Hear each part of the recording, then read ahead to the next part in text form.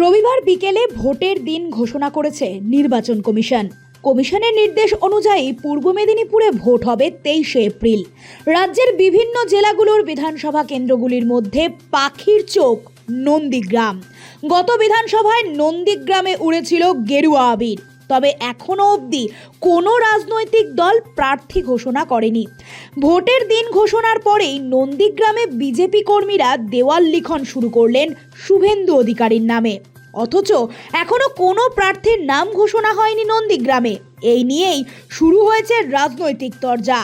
নন্দীগ্রামের দেওয়ালে দেওয়ালে লেখা 210 বিধানসভা কেন্দ্রে নন্দীগ্রামের শুভেন্দু অধিকারী পদ্মফুল চিহ্নে জয়যুক্ত করুন।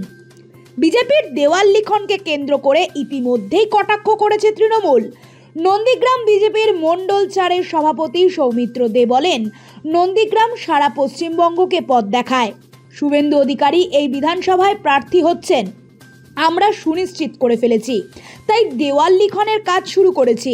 শুভেন্দু অধিকারীর মন্তব্যের পরেই কর্মীরা দেওয়ালের লিখন লিখেছে, এমনটাই জানান সৌমিত্র দে। প্রসঙ্গত, গতকাল সাংবাদিক সম্মেলন করে শুভেন্দু অধিকারী বলেন, দল জিজ্ঞাসা করলে বলবো নন্দীগ্রামেই লড়বো। আমার ভাবার কিছু নেই। ভারতীয় জনতা পার্টিতে ইন্ডিভিজুয়াল হয় না, এটা পিসি ভাইপোর পার্টি নয়, মানে ব্যক্তি সিদ্ধান্ত হয় না, এখানে সমষ্টিগত সিদ্ধান্ত হয়। ভারতীয় জনতা পার্টি আমাকে না লড়ালেও ঠিক আছে, লড়তে দিলেও ঠিক আছে, আর আমাকে জিজ্ঞেস করলে আমি বলবো আমি নন্দীগ্রামেই লড়বো। তারপরে বিজেপি যদি বলে এটা করতে হবে ওটা করতে হবে, তাই হবে। নন্দীগ্রাম আমার ভদ্রাসন এবং আর্থিক সম্পর্ক। আমাকে যদি লড়তেই হয় নন্দীগ্রাম রেখে আমি অন্য কিছু ভাবতে পারি, সেটা আমি আমার অধিকার আছে বলার, দলের কাছে বলেছি, বলবো।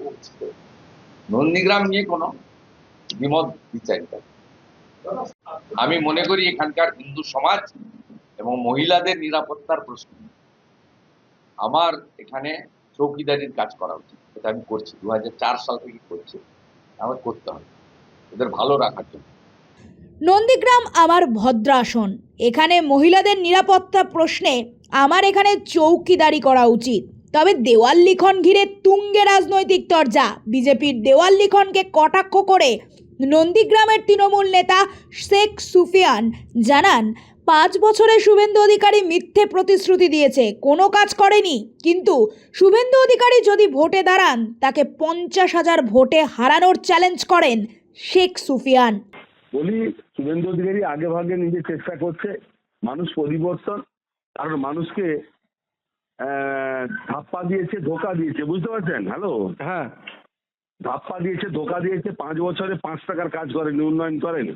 মিথ্যা প্রতিশ্রুতি দিয়ে গত 2021 সালে বায়োডাটা বেকার শেখার থেকে তাদের একটা চাকরিও দেয়নি। মানুষ এখন বিস্ফোরক। তবে আমরা তৃণমূল কংগ্রেসের পক্ষ থেকে আমরা ওকেই চাইছিলাম যে ও ভোটে দাঁড়াক, ওকে আমরা 50,000 ভোটে হারাবো, এটা আমাদের চ্যালেঞ্জ। শুভেন্দু অধিকারীও চ্যালেঞ্জ নিয়েছেন যে যদি নন্দীগ্রামে মমতা বন্দ্যোপাধ্যায় প্রার্থী হন তিনি ফের তাকে হারাবেন। মমতা ব্যানার্জি হোক আর সাধারণ কর্মী হলেও শুভেন্দু অধিকারীকে এখানে হারাচ্ছে, এটা গ্যারেন্টি, নিশ্চিন্তে থাকুন।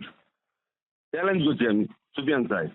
ভোটের দামামা তো বেজেছে, এবার নন্দীগ্রাম কার সেটাই এখন দেখার। নোবেল বাংলা।